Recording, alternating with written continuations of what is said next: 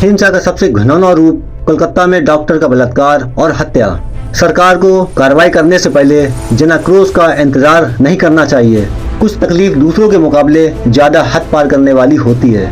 बलात्कार को मानव अधिकारों के सबसे भीषण उल्लेखनों में शुमार करना बिल्कुल उचित है। कलकत्ता की पीजी मेडिकल छात्र के भयावह बलात्कार और हत्या की हालिया घटना एक ऐसी जगह राज्य की अस्पताल जहां वह काम करती थी, इस पर देश को ठहर कर सोचना चाहिए।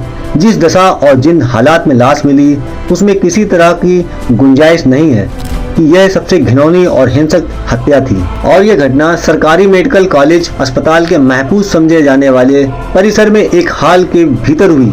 दुर्भाग्य से हर एक बलात्कार की गंभीरता को इससे नापा जाता है कि उसने जनता का कितना ध्यान खींचा।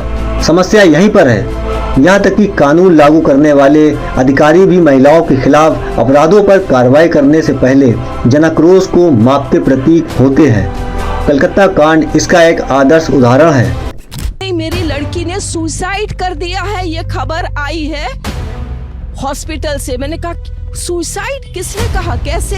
बोले नहीं, उन्होंने कहा कि ये सुसाइड हुआ है।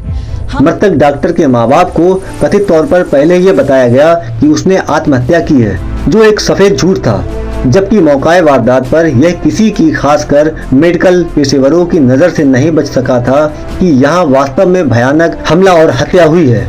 क्या जानबूझकर पर्दा डालने की जरूरत इसलिए पड़ी कि गृह और स्वास्थ्य दोनों मंत्रालय किसी और के नहीं बल्कि राज्य की मंत्री के पास है, या उस प्रशासनिक चूक के लिए जिम्मेदारी से बचने की खातिर यह किया गया जिसके चलते ऐसा अपराध घटित हुआ?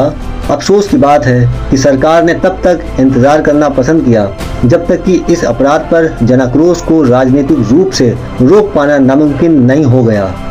कलकत्ता और देश भर में प्रदर्शन भड़क उठे, जिन्हें अस्पतालों में मेडिकल छात्रों और डॉक्टरों का समर्थन मिला, जो लोगों के इलाज में लगे होने के कारण अपनी सुरक्षा और सलामती की मांग कर रहे थे।